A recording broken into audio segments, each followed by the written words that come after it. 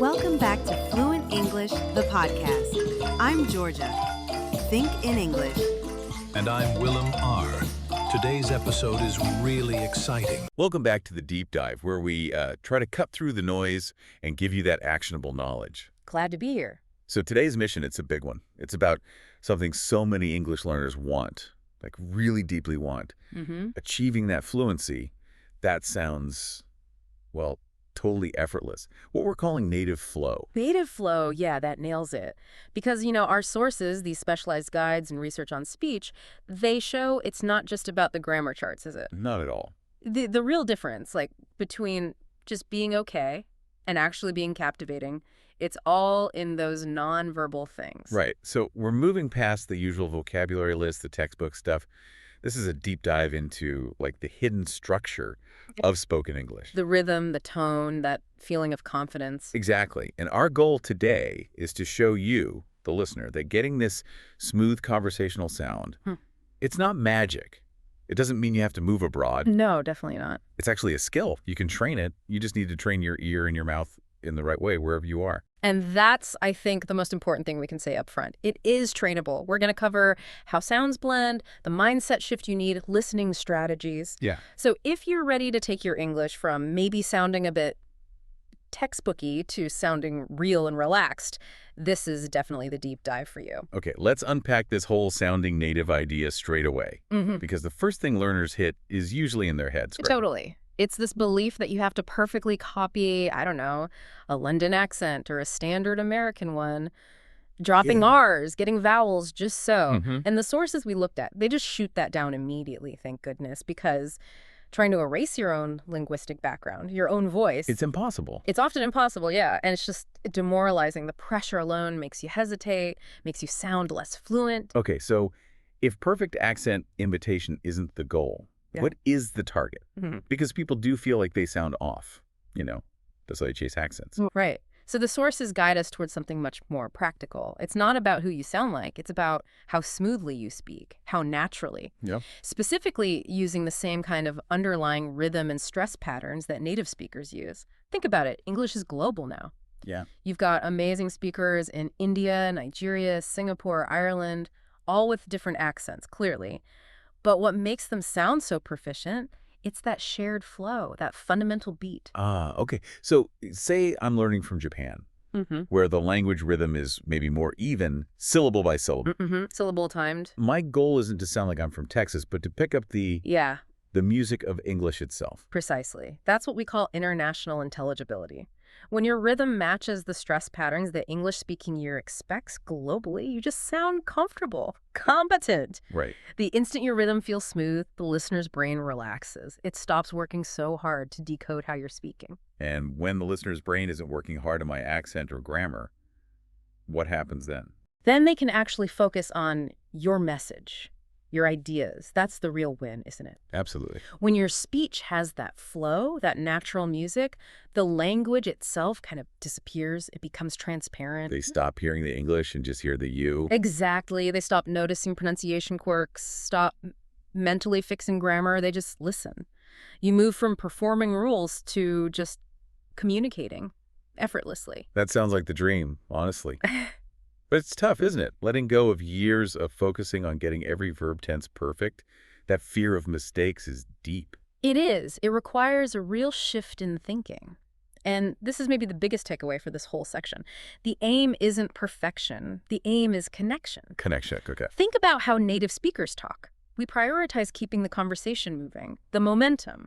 If you make a small grammar slip up, but you keep your speed and your rhythm going, you're prioritizing the connection. So don't let the internal grammar police interrupt the flow. Exactly that. The sources are really clear. Stop correcting yourself mid-sentence over tiny things. Right. If you break your flow to fix something minor, you actually sound less confident, less fluent than if you just kept going. Right. Committing to that momentum.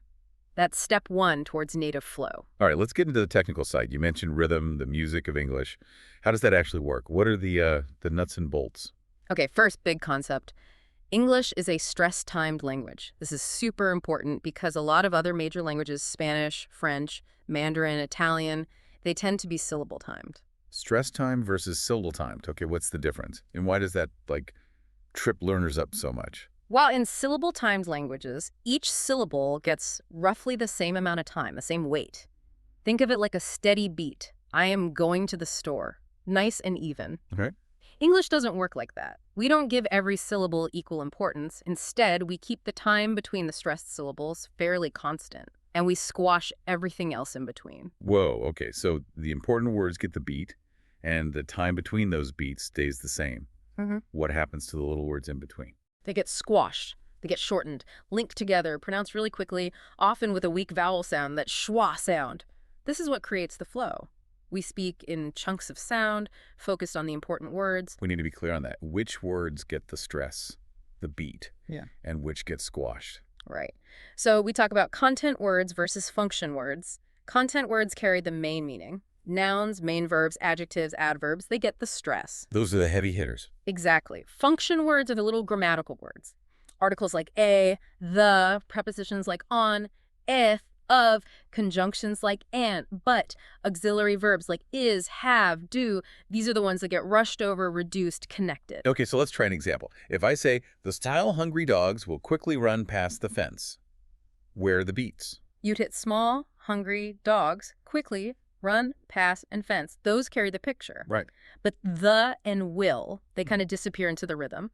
The small, hungry dogs will quickly run past the fence. See how the and will are super quick and weak? Yeah, totally. If I tried to say every word clearly, the small hungry dogs will quickly run past the fence. It sounds robotic, like a machine. Exhausting, right. So by hitting that stress pattern and letting the function word just blend in, you get that natural, effortless sound. That shift in focus alone feels huge. But how do we actually train our mouths to do that? Especially if we've spent years trying to say every single syllable perfectly from a book. This is where a technique called shadowing comes in. The sources really champion this. Okay, tell us about shadowing. It sounds maybe a bit intimidating, but it's more physical, right? It is. Basically, you take a short piece of native English audio, maybe a line from a movie you like or a bit from a podcast or YouTuber, and you try to mimic the speaker's sound exactly. So not just the words. Not just the words, the tone, the speed, the rhythm, the ups and downs. You say it out loud either at the same time as them or right after. The key is you're not analyzing the meaning. You're just copying the sound. So I'm listening to the music, the contour, and trying to make my mouth make that exact same shape of sound, even if I forget a word for a second. Precisely. You're training your mouth muscles, your accent muscles, if you like. Yeah. It's how actors learn dialects, how interpreters get that flow. You bypass the thinking part and just focus on the physical act of making the sound. It probably feels silly at first. Oh, it definitely can. But you got to push through that. Start with really short phrases. Focus only on matching the speed and the emotion in their voice. Repeat it. It's muscle memory. Okay, shadowing helps with the overall rhythm, but that squashing and blending you mentioned that's created by sounds bumping into each other, right?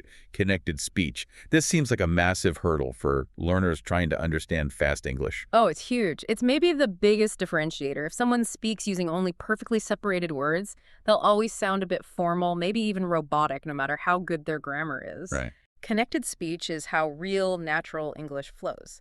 And it follows certain patterns when words meet. We usually talk about three main types: elision, liaison, and assimilation. Okay, let's break those down. First up, elision. What's that? Elision is basically when a sound gets dropped or disappears, usually a T or ed sound, especially when it's stuck between two other consonant sounds. It just makes it physically easier to say the phrase quickly. Okay, easier for the mouth. Can you give an example? Sure. Think of I must be going. Formally, you'd hit that T in must, but in fast speech, it often vanishes as I must be going. Ah, okay. Or think of and. We almost never say bread and butter, clearly. It becomes bread and butter. Or next door often sounds like next door. The sound just gets skipped for efficiency. Makes sense. It smooths things out. What about liaison? Liaison is about linking sounds between words. It happens most obviously when a word ends in a consonant sound and the next word starts with a vowel sound. It stops you having awkward little pauses. Like an apple. We don't say an apple. Exactly. It sounds like one smooth word. An apple, or turn off becomes turn off, or read it becomes read it. The last sound of the first word flows right into the first sound of the next. If you stop between them, read it, it sounds hesitant. Link them, read it, instant fluency boost. Gotcha. Linking sounds. Yeah. Okay, and the last one, you said assimilation. This sounds like where the really noticeable changes happen, like wanna. Yes, assimilation is when one sound actually changes to become more like a neighboring sound, again, to make the transition smoother. This is super common with those function words we talked about. Okay, let's hit those examples from the sources again. I want to. Right. That tin sound at the end of want often kind of merges or changes because of the T and to, and you get I want. It's Yeah. just easier and faster for the mouth to do that. Peak efficiency. And that change with D and Y sounds becoming a J sound, like in did you. Classic example. Did you almost always becomes didja. That did sound meets the Y sound phonetically, and they blend into that J sound. So if you're listening carefully for did you, you'll miss it because the speaker actually said, did you go? Wow. Okay. Another big one. Going to. Becomes gonna, of course, and got to. Gotta. Exactly, and it happens all over. Could you write Darrow? Could ya? Would you write narrow? Would ya? Getting these common forms down, practicing saying them quickly, naturally, without pausing between the sounds. This is what the sources say can instantly make you sound like 50% more native. 50%. It's huge. It really is. It suggests that nailing these connected speech patterns, elision, liaison, assimilation, might actually give you more bang for your buck than learning, say, 20 obscure idioms. Because it signals comfort, speed, real fluency. Yeah. Okay, we've talked about the horizontal flow, the rhythm, connecting words side by side. Now let's talk about the up and down part of speech. Intonation, the melody. Right, intonation. This is basically the emotional layer of English. Without it, yeah, your grammar might be perfect, but you'll sound, well, flat. Robotic, maybe? Cold? Yeah, like you're just reading data. Exactly. Intonation is what gives your words meaning beyond the dictionary definition. It adds feeling, intent, nuance. It's the difference between just sending information and actually connecting with someone. It tells you if someone's asking a real question or if they're being sarcastic or surprised. It's all in the tune, isn't it? Absolutely. The melody carries the emotion. We use that super simple example, the word really. If I say really, with my voice going up high at the end. Sounds like surprise. That- Or maybe disbelief, like, are you serious? Right. But if I say really with my voice falling or staying flat. Sounds like certainty. Like, yes, I agree. Or maybe even, oh, really? Like sarcasm. One word, totally different feelings, just based on the pitch going up or down. Which means if you're learning and you get the words right, but the intonation is off, you could be misunderstood constantly. Not because of what you said, but how it sounded. Definitely. Take a simple sentence. I finished the project. If my tone falls at the end, I finished the project. It's just a statement of fact. Okay. But if my pitch goes up at the end, I finished the project. Suddenly it sounds like I'm unsure, or maybe I'm asking for confirmation. Even though the words are a statement, the rising intonation makes it feel like a question. It overrides the grammar. Okay, let's use that more complex example from the source material. The sentence. I never said he stole the money. 7 simple words. Yeah, this one is brilliant for showing how stress changes meaning through intonation. If you change which word gets the main emphasis, the whole point shifts. Okay, so if I stress the first word, I never said he stole the money. What does that imply? It implies someone else said it, but not you. The focus is on who said it. I didn't, maybe John did. Right. Now, what if I stress never? I never said he stole the money. That's a really strong denial, like absolutely not. At no point did those words come out of my mouth. Okay, how about stressing said? I never said he stole the money. That suggests maybe you implied it somehow, or wrote it down, or hinted at it, but you didn't actually say the words aloud. Sneaky. Okay, and if I stress he, I never said he stole the money. Now the focus shifts again. Maybe someone else stole it, but definitely not him. That's amazing. Same words, what, 4 or 5 completely different meanings just by changing where the musical emphasis falls? Exactly, which is why you absolutely have to work on intonation if you want that native-like flow. You've got to learn how to use pitch to show what you really mean. So if sounding flat or robotic is the danger, how do we practice putting emotion in without sounding, ridiculously over the top or fake? Well, the sources actually suggest starting with exaggerated practice is the way to go. Really? Like acting? Kind of. Take a short paragraph, maybe from a book or article, read it through normally first, then read again, but try to sound incredibly bored, then read it sounding super excited, then maybe angry. Okay, but if I practice sounding super angry, won't I just sound angry all the time? Yeah. How does that translate to normal conversation? Good question. The point of the extreme practice isn't to be extreme in real life. It's to build the connection in your brain between the feeling, like excitement or boredom, and the sound it makes, like high pitch or slow monotone. Building the pathway. Exactly. Once you know how to hit those extremes, you can control the dial. You can scale it back. If you can make the words sound genuinely furious, you can definitely manage slightly annoyed. You're basically learning to control your vocal paintbrush. Start with big strokes to learn the technique, then refine it for everyday conversation. Okay, we've covered the mechanics, rhythm, connection, and the emotional tool intonation. Now we get to where it all comes from. Listening. The sources are pretty direct about this, aren't they? You can't sound native if you don't listen like one. It's the absolute foundation, the input engine. Speaking is output, sure, but what are you outputting?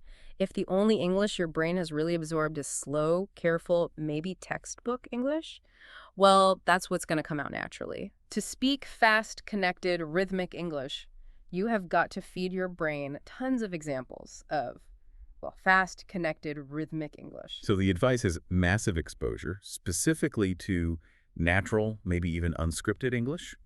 Why is that fast, messy stuff so important for my speaking? It's all about automatic pattern recognition. We talked about Dija and Wana and sounds disappearing. Your thinking brain can learn those rules, sure, but your mouth will only produce them automatically without thinking if your ears have heard them thousands of times. Okay. Every time your brain processes Dija in context, it gets logged as, okay, that's a normal, efficient sound chunk.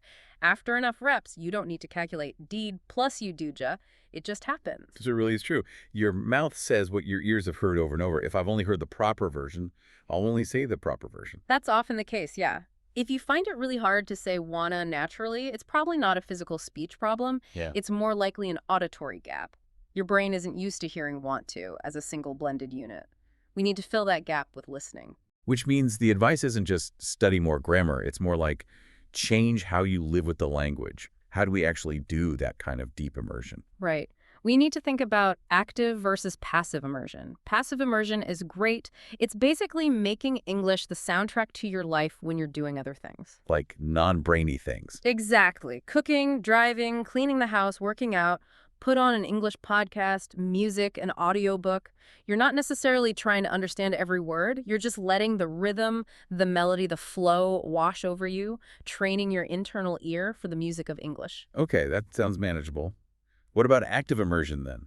Especially if my goal is native flow. Active immersion for this goal is less about understanding the meaning and more about tuning into the sound. So listen to things that have real, fast, maybe overlapping speech. Unscripted interviews, maybe. Panel discussions, reality TV talk shows, places where people interrupt and talk quickly. Okay. Can you give us a specific task for that kind of active listening? Something focused on flow. Yeah, a really good one is transcribing the flow. Find like a 30-second clip of really natural, fast speech. Listen closely and write down exactly what you hear, not what the correct grammar should be. So if I hear what you're doing, why write that down, not what are you doing? Exactly. Force your ear to catch those connected speech forms, the reductions, the dropped sounds. Then take that transcription, the real version, and use it as your script for shadowing practice. Okay, so that directly links the ear training recognizing Dija with the mouth training actually producing Dija. That closes the loop. That's the whole loop in action. And the sources suggest that this kind of consistent, targeted immersion, both active and passive, leads to speaking more naturally, often without you even realizing the change is happening. You just start using those smoother sound chunks automatically because your brain now recognizes them as normal. You're moving past the classroom rules into how the language actually works in real life. Okay, we've got the mechanics, the intonation, the listening habit. But there's still this one big piece, right? Something that stops even advanced learners from really flowing. And it's not about language at all. It's mindset. Yes, this is crucial. The final piece of the puzzle, maybe, it's about adopting the mindset that, generally speaking, native speakers have. And that fundamentally means valuing fluency over perfect accuracy. Fluency over accuracy. Okay, how does that actually play out in a conversation? Yeah. Why is keeping the flow going more important than getting every single word right? Well, think about how native speakers actually talk, especially casually. We make mistakes all the time, little slips and tense saying and maybe using a slightly wrong word. But because the overall flow and speed are maintained, those little errors, they just get ignored. They're like background noise. Right, whereas learners are often terrified of making any mistake. That fear leads to that stop-start hesitant delivery. Exactly. And that stop-start hesitation is the absolute enemy of native flow.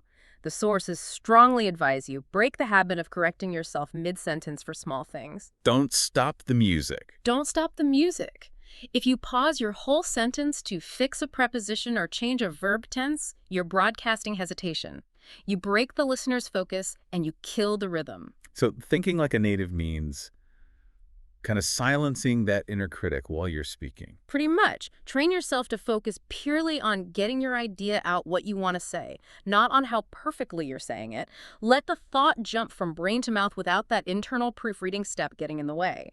Aim for spontaneous expression. Okay, but what if I make a really big mistake? Won't that just confuse people? Think of it comparatively. A native speaker might make a noticeable grammar error, but because their rhythm, intonation, and connected speech are smooth, they still sound fluent. The listener probably understands the meaning anyway, maybe even auto-corrects it in their head. Now, contrast that with a learner who speaks with technically perfect grammar, but does it slowly, hesitantly, with lots of pauses and self-corrections. Who sounds more fluent? Who sounds more comfortable and confident? Yeah, the first person, even with the mistake. The delivery makes the difference. Precisely. The perception of competence is hugely influenced by how you deliver, not just what you deliver. And this brings us to maybe the most powerful, most motivational point from all the sources. Confidence sounds more native than any accent. That really sums it up, doesn't it? Confidence changes everything. How you stand, how your voice projects. It makes you easier to hear and understand, for starters. And critically, it changes your rhythm. A confident speaker pauses for effect or to breathe. An unconfident speaker pauses because they're stuck or scared. Huge difference. The second you start delivering your thoughts with conviction, even if they're not 100% perfect, you've solved a massive part of the fluency equation. The listener gets the signal. This person knows what they're doing in this language. Use those wannas and gottas with confidence. If you prioritize communication, connection, just getting your message across clearly and smoothly, minor errors fade away, you sound authentic, you sound like you, speaking naturally. Wow.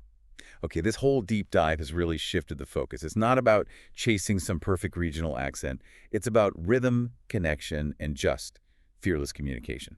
#tag outro. So just to wrap up the actionable stuff, the path to that natural flow really comes down to 3 big things, all linked together. Okay, first, listen deeply. Get that immersion going, both passive making English your background sound and active, like transcribing the flow. That's how you train your brain for the real rhythm and connections. Second, copy naturally. Use shadowing every day, even just a few minutes.